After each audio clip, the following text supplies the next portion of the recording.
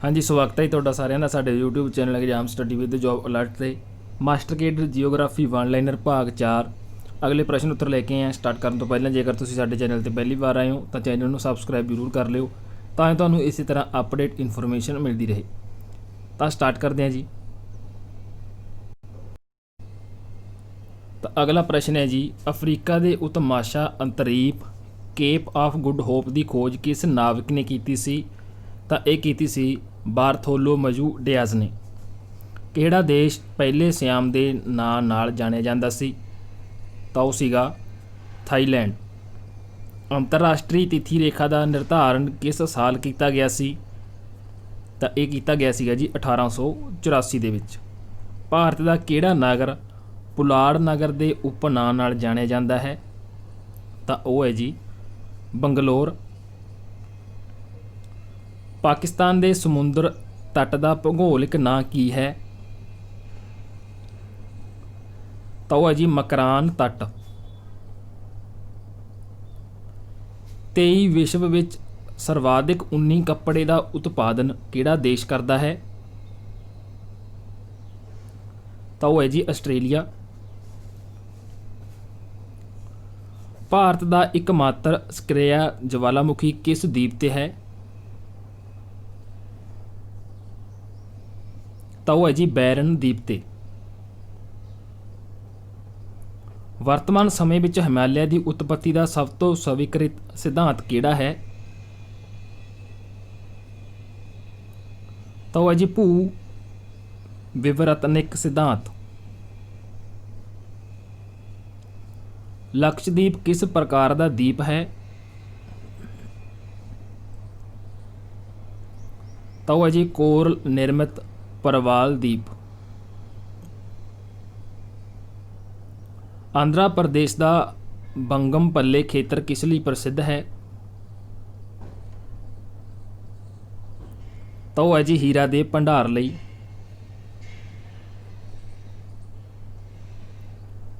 ਭਾਰਤ ਦੇ ਬਰਤਨ ਅਤੇ ਗਹਿਣੇ ਦਾ ਸਭ ਤੋਂ ਵੱਡਾ ਆਜ਼ਾਦਕ ਦੇਸ਼ ਕਿਹੜਾ ਹੈ? ਤਾਂ ਉਹ ਹੈ ਜੀ ਅਮਰੀਕਾ। ਮਨਾਰ ਦੀ ਖਾੜੀ ਕਿਹਨਾਂ ਦੇਸ਼ਾਂ ਨੂੰ ਅਲੱਗ ਕਰਦੀ ਹੈ? ਤਾਂ ਉਹ ਕਰਦੀ ਹੈ ਜੀ ਭਾਰਤ ਅਤੇ ਸ਼੍ਰੀਲੰਕਾ ਨੂੰ। ਰੇਗੁਰ ਕੀ ਹੈ? ਤਾਂ ਇਹ ਜੀ ਕਾਲੀ ਮਿੱਟੀ। ਆਸਟ੍ਰੇਲੀਆ ਵਿੱਚ ਸਰਵਾਧਿਕ ਲੰਬਾ ਦਿਨ ਕਦੋਂ ਹੁੰਦਾ ਹੈ? ਤਾਂ ਇਹ ਹੁੰਦਾ ਹੈ ਜੀ 22 ਦਸੰਬਰ ਨੂੰ। ਅਧਿਕਤਰ ਮੌਸਮ ਸੰਬੰਧਿਤ ਘਟਨਾਵਾਂ ਵਾਯੂਮੰਡਲ ਦੇ ਕਿਸ ਭਾਗ ਵਿੱਚ ਹੁੰਦੀਆਂ ਹਨ? ਤਾਂ ਇਹ ਹੁੰਦੀਆਂ ਨੇ ਜੀ ਸੌਰ ਮੰਡਲ ਦੇ ਵਿੱਚ। ਵਿਸ਼ਵ ਦੇ ਮਾਨਚਿੱਤਰ ਦੇ ਸਰਵਪ੍ਰਥਮ ਨਿਰਮਾਣਕਰਤਾ ਸਨ? ਤਾਂ ਉਹ ਨੇ ਜੀ ਅਨੈਗਜ਼ੀਮੈਂਡਰ, ਜੋ ਵਿਸ਼ਵ ਦੇ ਮਾਨਚਿੱਤਰ ਦੇ ਸਭ ਤੋਂ ਪਹਿਲੇ ਨਿਰਮਾਣਕਰਤਾ ਸੀ। ਭੂਮੱਧ ਰੇਖਾ ਦੀ ਲੰਬਾਈ ਕਿੰਨੀ ਹੈ? ਤਾਂ ਇਹ ਹੈ ਜੀ 6378 ਕਿਲੋਮੀਟਰ। ਜਨਸੰਖਿਆ ਦੀ ਦ੍ਰਿਸ਼ਟੀ ਤੋਂ ਅਤੇ ਖੇਤਰਫਲ ਦੀ ਦ੍ਰਿਸ਼ਟੀ ਤੋਂ ਭਾਰਤ ਦਾ ਵਿਸ਼ਵ ਵਿੱਚ ਕਿਹੜਾ ਸਥਾਨ ਹੈ? ਤਾਂ ਜਨਸੰਖਿਆ ਦੀ ਦ੍ਰਿਸ਼ਟੀ ਤੋਂ ਦੂਸਰਾ ਅਤੇ ਖੇਤਰਫਲ ਦੀ ਦ੍ਰਿਸ਼ਟੀ ਤੋਂ 7ਵਾਂ ਭਾਰਤ ਦਾ ਵਿਸ਼ਵ ਦੇ ਵਿੱਚ ਸਥਾਨ ਹੈ। ਭਾਰਤ ਦੇ ਕਿਸ ਰਾਜ ਦੀ ਸੀਮਾ ਇੱਕ ਪਾਸੇ ਚੀਨ ਅਤੇ ਦੂਸਰੇ ਪਾਸੇ ਪਾਕਿਸਤਾਨ ਨਾਲ ਮਿਲਦੀ ਹੈ? ਤਾਂ ਉਹ ਹੈ ਜੀ ਜੰਮੂ ਕਸ਼ਮੀਰ। ਮਹਾਬਲੇਸ਼ਵਰ ਕਿਸ ਰਾਜ ਵਿੱਚ ਸਥਿਤ ਹੈ? ਤਾਂ ਇਹ ਜੀ ਮਹਾਰਾਸ਼ਟਰ ਵਿੱਚ। ਦੰਡਕਾਰण्य ਯੋਜਨਾ ਕਿੱਥੇ ਸਥਿਤ ਹੈ? ਤਾਂ ਇਹ ਹੈ ਜੀ ਛੱਤੀਸਗੜ੍ਹ ਦੇ ਵਿੱਚ। ਕਿਹੜੀ ਨਦੀ ਭਾਰਤ ਅਤੇ ਨੇਪਾਲ ਦੀ ਸੀਮਾ ਬਣਾਉਂਦੀ ਹੈ? ਤਾਂ ਉਹ ਹੈ ਜੀ ਕਾਲੀ ਨਦੀ। ਭਾਰਤ ਵਿੱਚ ਚੰਦਨ ਦੇਸ਼ ਵਰਧਕ ਦਰਖਤ ਕਿਸ ਰਾਜ ਵਿੱਚ ਹਨ? ਤਾਂ ਉਹ ਨੇ ਜੀ ਕਰਨਾਟਕ ਰਾਜ ਦੇ ਵਿੱਚ। ਹੰਬੋਲਟ ਧਾਰਾ ਕਿਸ ਤੱਟ ਦੇ ਕੋਲ ਹੋ ਕੇ ਵਹਿੰਦੀ ਹੈ? ਤਾਂ ਇਹ ਵਹਿੰਦੀ ਹੈ ਜੀ ਦੱਖਣੀ ਅਮਰੀਕਾ ਦੇ ਪੱਛਮੀ ਤੱਟ ਦੇ ਕੋਲ ਦੀ ਹੋ ਕੇ।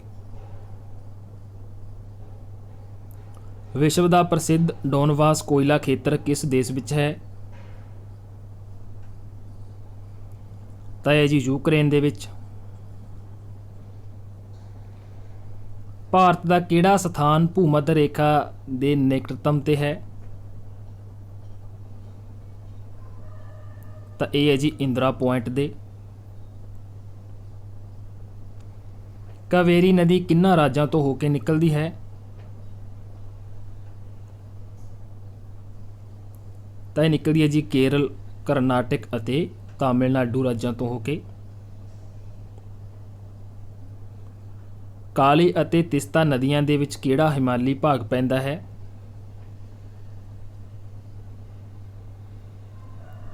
ਤਾਂ ਇਹ ਪੈਂਦਾ ਹੈ ਜੀ ਨੇਪਾਲ ਹਿਮਾਲਿਆ। ਵਾਯੂਮੰਡਲ ਦਾ ਕਿਹੜਾ ਮੰਡਲ ਸਫੀਅਰ ਰੇਡੀਓ ਤਰੰਗਾਂ ਨੂੰ ਪਰਾਵਰਤਿਤ ਕਰਦਾ ਹੈ? ਤਾਂ ਇਹ ਕਰਦਾ ਜੀ ਆਇਨ ਮੰਡਲ।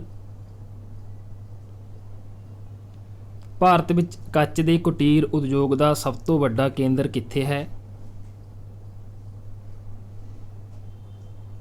ਤਾਂ ਇਹ ਹੈ ਜੀ ਫਿਰੋਜ਼ਾਬਾਦ ਉੱਤਰ ਪ੍ਰਦੇਸ਼ ਦੇ ਵਿੱਚ। ਬੋਕਾਰੋ ਅਤੇ ਭਿਲਾਈ ਸਥਿਤ ਲੋਹ ਇਸਪਾਤ ਕਾਰਖਾਨੇ ਕਿਸ ਦੇਸ਼ ਦੇ ਸਹਿਯੋਗ ਨਾਲ ਸਥਾਪਿਤ ਕੀਤੇ ਗਏ?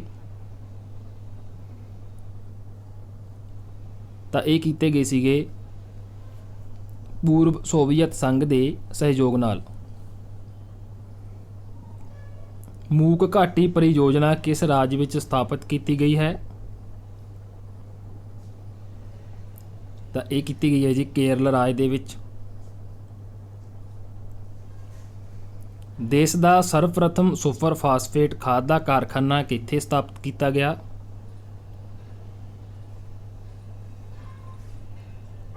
ਤਾਂ ਇਹ ਕੀਤਾ ਗਿਆ ਜੀ ਰਾਣੀਪੇਟ, ਚੇਨਈ ਦੇ ਵਿੱਚ। ਰੇਲ ਦੇ ਬਿਜਲੀ ਨਾਲ ਚੱਲਣ ਵਾਲੇ ਇੰਜਨ ਦਾ ਨਿਰਮਾਣ ਕਿੱਥੇ ਕੀਤਾ ਜਾਂਦਾ ਹੈ?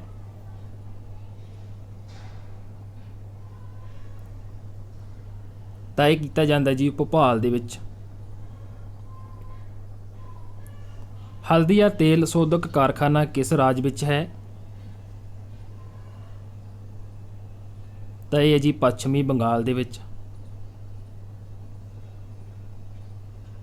ਜੌਨਸਾਰੀ, ਖਰਵਾਰ ਅਤੇ ਥਾਰੂ ਜਾਤੀਆਂ ਮੁੱਖ ਰੂਪ ਵਿੱਚ ਕਿਸ ਰਾਜ ਵਿੱਚ ਨਿਵੇਸ਼ ਜਾਂ ਨਿਵਾਸ ਕਰਦੀਆਂ ਹਨ?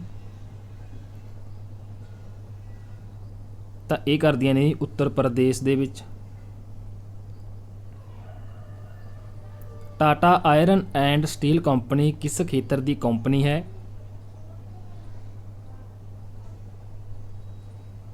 ਤਾਂ ਇਹ ਹੈ ਜੀ ਪ੍ਰਾਈਵੇਟ ਸੈਕਟਰ ਦੀ।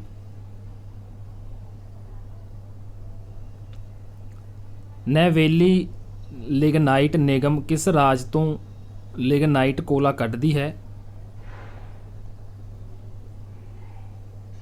ਤਾਂ ਇਹ ਕੱਢਦੀ ਹੈ ਜੀ ਤਾਮਿਲਨਾਡੂ ਤੋਂ। 1 ਡਿਗਰੀ ਦੇਸ਼ਾਂਤਰ ਦੀ ਸਰਵਾਧਿਕ ਕਿੱਥੇ ਹੈ? ਤਾਂ ਇੱਥੇ ਮਿਸਪ੍ਰਿੰਟ ਹੋਇਆ ਹੈ, ਸ਼ਾਇਦ ਇਹਦਾ ਦਹੀਂ ਬਣ ਗਿਆ। ਤਾਂ ਇਹਦੇ ਵਿੱਚ ਛੱਡ ਦਿਓ ਤੁਸੀਂ ਕੁਐਸਚਨ ਨੂੰ। ਤਾਂ ਇਹਦਾ ਆਨਸਰ ਭੂਮੱਧ ਰੇਖਾ 'ਤੇ ਹੈ, ਕਿਉਂਕਿ ਸੇਵ ਕਰਨ ਵੇਲੇ ਜੋ ਫੌਂਟ ਚੇਂਜ ਹੋ ਜਾਂਦੇ ਨੇ, ਕਈ ਵਾਰ ਮੋਬਾਈਲ ਦੇ ਫੌਂਟ ਹੈ ਜਿਹੜੇ ਉਹ ਸਪੋਰਟ ਨਹੀਂ ਕਰਦੇ, ਇਸ ਕਰਕੇ ਪਤਾ ਵੀ ਨਹੀਂ ਚੱਲਦਾ ਇੰਨੇ ਕੁਐਸਚਨਾਂ ਵਿੱਚੋਂ ਕਿੱਥੇ ਕਿਹੜਾ ਫੌਂਟ ਹੈ ਜੋ ਚੇਂਜ ਹੋ ਜਾਂਦਾ ਹੈ।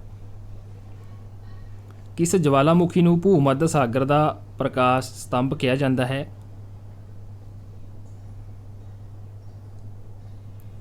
ਤਾਂ ਇਹ ਕਿਹਾ ਜਾਂਦਾ ਜੀ ਸਟ੍ਰਾਮਬੋਲੀ ਜਵਾਲਾਮੁਖੀ ਨੂੰ।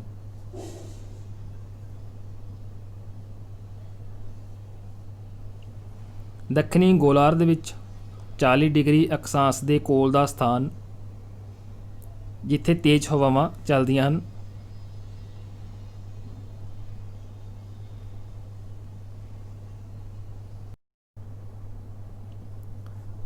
ਤਾਂ ਇੱਥੇ ਇਹ ਪ੍ਰਸ਼ਨ ਹੈਗਾ, ਇਹ ਪ੍ਰਸ਼ਨ ਨਹੀਂ ਹੈ, ਇਹ ਆਨਸਰ ਹੈ। ਦਹਾੜ ਦਾ ਚਾਲੀਸਾ ਕੀ ਹੈ? ਤਾਂ ਇਹਦੇ ਉੱਤਰ ਵਿੱਚ ਆਏਗਾ ਦੱਖਣੀ ਗੋਲਾਰਧ 40 ਡਿਗਰੀ ਅਕਸ਼ਾਂਸ਼ ਦੇ ਕੋਲ ਦਾ ਸਥਾਨ ਜਿੱਥੇ ਤੇਜ਼ ਹਵਾਵਾਂ ਚੱਲਦੀਆਂ ਹਨ, ਉਹ ਦਹਾੜ ਦਾ ਚਾਲੀਸਾ ਉਸ ਨੂੰ ਕਿਹਾ ਜਾਂਦਾ ਹੈਗਾ। ਤਾਂ ਉੱਪਰ ਨੀਚੇ ਉਲਟ ਹੋ ਗਿਆ ਇਹ। ਤਾਂ ਆਹ ਪ੍ਰਸ਼ਨ ਹੈਗਾ, ਦਹਾੜ ਦਾ ਚਾਲੀਸਾ ਕੀ ਹੈ?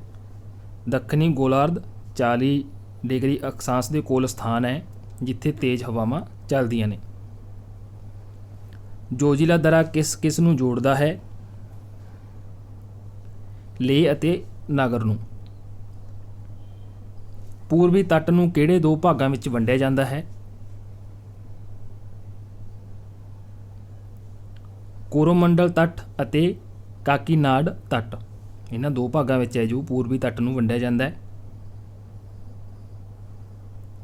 ਨਰਮਦਾ ਨਦੀ ਦਾ ਉਦਮ ਸਥਾਨ ਕਿਹੜਾ ਹੈ? ਤਾਂ ਉਹ ਹੈ ਜੀ ਅਮਰਕਟਕ।